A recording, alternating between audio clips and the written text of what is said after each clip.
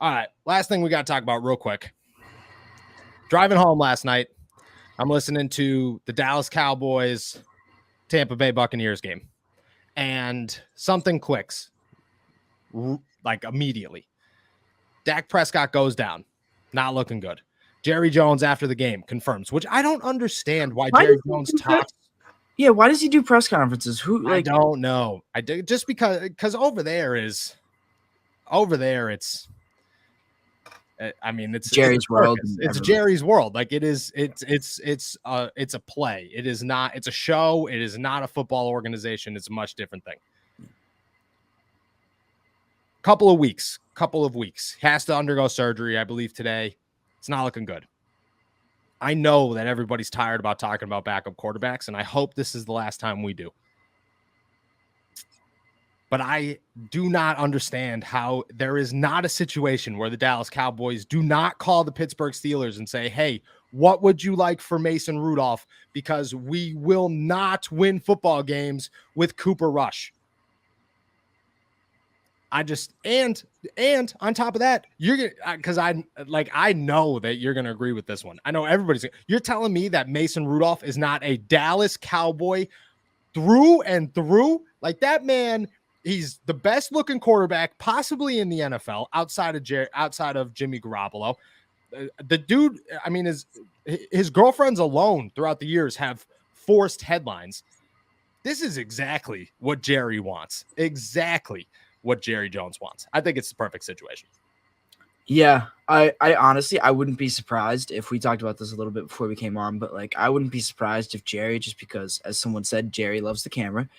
Jerry loves attention, so I wouldn't be surprised if he tries to make a splash move, like go get Jimmy Garoppolo if he can. But Mason makes so much more football sense to me, just from like a cost sense. Like you said, the fit seems good. Like you're not going to have to give up a lot for Mason Rudolph, and he's going to give you like starting experience. He's not going to, he's not going to be a complete disaster out there. Like, from a purely football perspective, it makes too much sense. But too much sense. Yeah. You look at this. He's a true professional. He says all the right things. Mason always says the right things. He's totally fine with being a backup. He's made that known. He's looking for an opportunity, but he understands. I think the thing with Jimmy Garoppolo is you trade for Jimmy Garoppolo and you just look at it like a renter piece. You trade for Mason Rudolph and you look at it like, yeah, like maybe this is only a 1-year deal and we get some quality starts out of him. But maybe this is a 1-year deal that turns into, well, we only have to pay $3 million this year. And maybe he signs another contract and he's Dak's backup and you no longer have to worry about Cooper Rush being your number 2. I mean, it just makes perfect sense. Perfect sense. What are you going to give up for him? If you're the Dallas Cowboys, you giving up a 5th-round pick for Mason Rudolph? Yeah, you're giving up a 5th-round pick. You'd probably go even higher now. Like, yeah, are you giving up a 3rd, a 4th? Where are you going? Yeah, I think you'd go as high as the 3rd, but maybe that's as high as you'd go.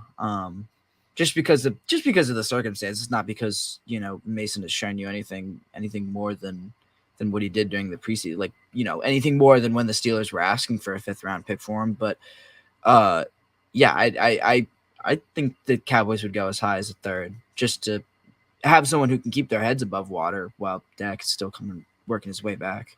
I agree. I mean, Cooper Rush looked terrible. I don't know what his stats were, but Cooper Rush, I watched highlights when I got home on ESPN, but I listened to the game live, and I mean, it felt bad. I have CeeDee Lamb in fantasy football. Totally screwed me.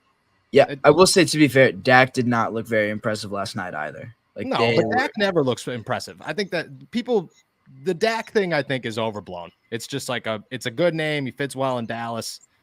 He's a good story. Jerry loves him.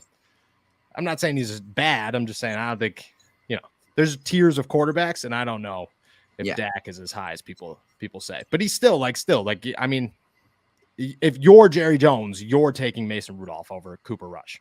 Right. Every single day.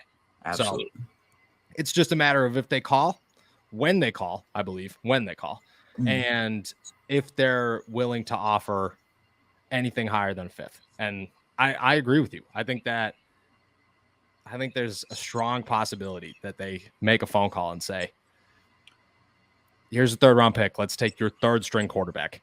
Right.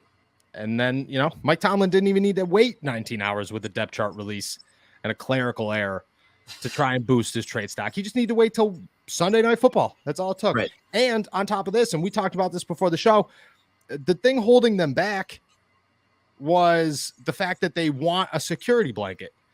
I think the offensive line showed me yesterday that, yeah, they didn't look fantastic, but I felt way better about Mitchell Trubisky surviving the season yesterday, knock on wood, than I did going into the game. And I mean, that's enough for me to say, okay, well, hopefully the Steelers don't have a situation where they have to use their 3rd-string quarterback. So yep. I think it's the perfect move. I mean, y'all are sleepy. I mean, I am exhausted, but I'm feeling good about it. Well, I don't think a 3rd-round pick is the most likely. No. I think it's not the most likely offer, but I could certainly see where that would come from, especially just given that I think they're a little the Cowboys have to be a little desperate at this point, and I think they're willing to overpay a little bit for Mason in that sense. Yeah, exactly. That's what the Steelers were looking for, is not somebody who's looking for a backup quarterback that they're willing to give scraps for. They're looking for somebody who's in desperate need of a quarterback, and nobody needs to win every single week more than Jerry Jones.